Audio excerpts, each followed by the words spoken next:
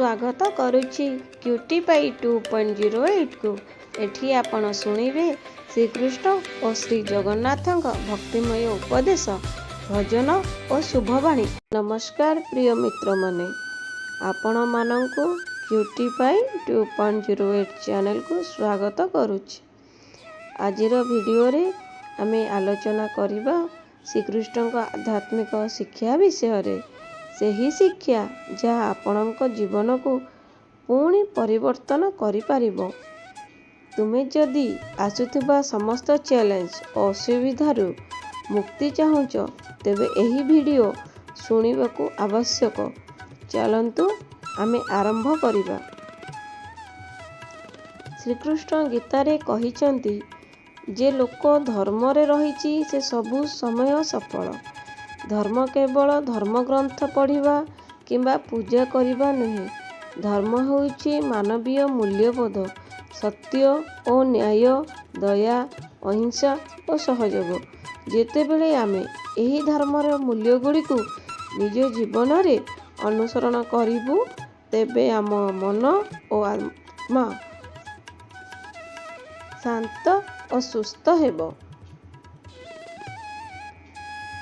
धर्म आमको शिखाए किपरि जीवन रे प्रत्येक क्षण को सम्मान देइबा, जीवन प्रति संवेदना रखिबा। धर्म अनुसार करिवार अर्थ हेउछि निज कर्म और काम को एमिति करिबा जे से अन्य मानक पई लाभदायक हेउ। एहा स्वास्थ्य, मानसिक एवं आत्मिक दृष्टिकोण आमको शक्ति दिए, जहा द्वारा आमे अनेक समस्या दूर करि परिबा। गीतार सर्वप्रसिद्ध वाणी कर्म कर फल न चिंता कर आमको कहे जे आमे निज काम को निष्ठा और सत्यता सह करिबा उचित, किंतु ताहार फल पाई आशा किंबा भय रखिबा अनुचित। एहार अर्थ आमे जे अछु करिछु सेही कामर मध्य रे निज सर्वशक्ति देउ, किंतु फल प्रतीक्षा करी मन को भारी करिबा नुहे।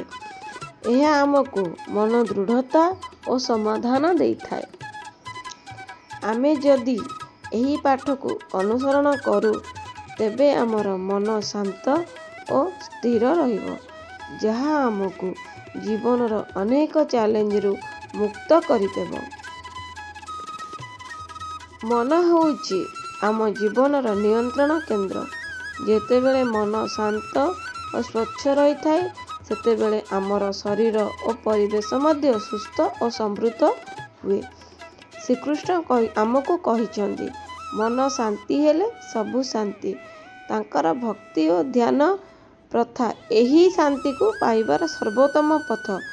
दैनंदिन भक्ति और ध्यान करिबा द्वारा आमे मन को एमिति प्रशिक्षण दे पारिबो जहाँ मनर अस्थिरता और भय को कमाइबो। भक्ति हेउछि भगवान प्रति एक अविनाशी प्रेम और निष्ठा। यह केवल भजन और पूजार आकार नुहे, बरं भगवान प्रति समर्पित होई जीवनर समस्त कार्य करिबा। भक्ति आमको जीवनर दुख और परीक्षा मध्यरु अटूट रहिबार शक्ति दिए। जेतेबेले आमे स्वच्छ हृदय भल प्रेम सहित भगवान को समर्पित हुए तेबे जीवनर मार्ग सुविधा और शांति आम पाखेरे आसे। आपण एही वीडियो पसंद करिथिले दयाकरी लाइक और कमेंट करंतु एवं आपणक मित्र मानक सह शेयर करबाकू भूलिबे नहीं। जदि आमे एही शिक्षा गुड़ी को आमर दैनंदिन जीवन रे अनुसरण करिबा आरंभ करिबु तेबे आम मन शांत, आत्मा शक्तिशाली और जीवन सफल हेबो। आमे भय और दुखर मुक्ति पाइबु और सदा खुशी और संपूर्णतारे रही पारिबु। श्रीकृष्ण का शिक्षा आमको निज पथ खोजिबा, भल माने प्रेम करिबा एवं अन्य मानक प्रति करुणा दिखाइबा पई प्रेरित करे। जीवन को सफलता और सांत्वनार सहित बंचिबा पई एही शिक्षा अति आवश्यक। श्रीकृष्ण आमको कहिचंदी मते जानिबा माने निज आत्मा को जानिबा। यह माने आमे निजर सत्य रूप और निजर मूल ଜାଣିବା ଆବଶ୍ୟକ। ନିଜର ଆତ୍ମାକୁ ବୁଝିବାରେ ଆମେ ଶିଖିବୁ କିପରି ନିଜ ଭାବନା ଓ କାର୍ଯ୍ୟରେ ସମତୋଳନ ରଖିବା। ଏହା ସହିତ ଆମ ଭକ୍ତି ଏବଂ ଭଗବାନ ପ୍ରତି ସମର୍ପଣ ଦୃଢ଼ ହୋଇଥାଏ। ଭକ୍ତି ଏକ ଆତ୍ମିକ ଶକ୍ତି ଯାହା ଆମକୁ ନିଜର ଭିତରୁ ସ୍ୱଚ୍ଛ ଏବଂ ନିର୍ଭୟ କରେ। ଆମେ ଯେତେବେଳେ ନିଜ ହୃଦୟକୁ ଖୋଲି ଭଗବାନ ପ୍ରତି ଭଲ ପ୍ରେମ ଓ ଭକ୍ତି ପ୍ରକାଶ କରିବୁ ତେବେ ଆମର ଜୀବନ ପ୍ରକାଶମୟ ହୋଇଯିବ। ଭକ୍ତି ସୀମିତ ନୁହେଁ କେବଳ ନିଜ ପାଇଁ, ଏହା ପରିବାର ଓ ସମାଜକୁ ମଧ୍ୟ ପ୍ରଭାବିତ କରେ। ଯେତେବେଳେ ଆମେ ସ୍ୱଚ୍ଛ ହୃଦୟ ଓ ଶୁଭ ଭାବନା ସହିତ ଜୀବନ ବ୍ୟତୀତ କରୁ ତେବେ ସେହି ପ୍ରେମ ଓ ଶାନ୍ତି ଆମର ପରିବାର ଓ ସମାଜକୁ ବି ସ୍ପର୍ଶ କରିଥାଏ। ଶ୍ରୀକୃଷ୍ଣଙ୍କ ଭକ୍ତି ଏହି ପ୍ରେମ ଓ ସମ୍ବେଦନାକୁ ଆମର ଜୀବନର ପ୍ରତ୍ୟେକ କ୍ଷେତ୍ରରେ ବିସ୍ତାର କରେ।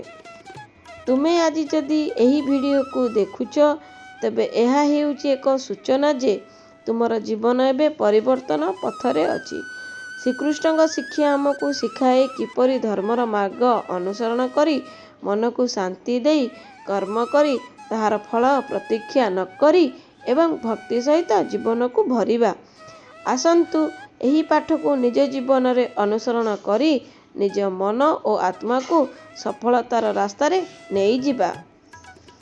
ଆପଣଙ୍କୁ କ୍ୟୁଟିପାଇ 2.08 ଚ୍ୟାନେଲକୁ ସବସ୍କ୍ରାଇବ୍ କରିବାକୁ ଆବଶ୍ୟକ। ଏହା ଆପଣଙ୍କୁ ନିତ୍ୟ ନୂତନ ଭକ୍ତି ଓ ଆଧ୍ୟାତ୍ମିକ ଭିଡ଼ିଓ ଦେବ। ଆସନ୍ତୁ ଏକ ସଫଳ ଓ ଶାନ୍ତିମୟ ଜୀବନ ପାଇଁ ସେ ରାସ୍ତାରେ ଚାଲିଯିବା। ଆଶା କରୁଛି ଆପଣଙ୍କୁ ଏହି ଭିଡ଼ିଓ ପସନ୍ଦ ହେଲା।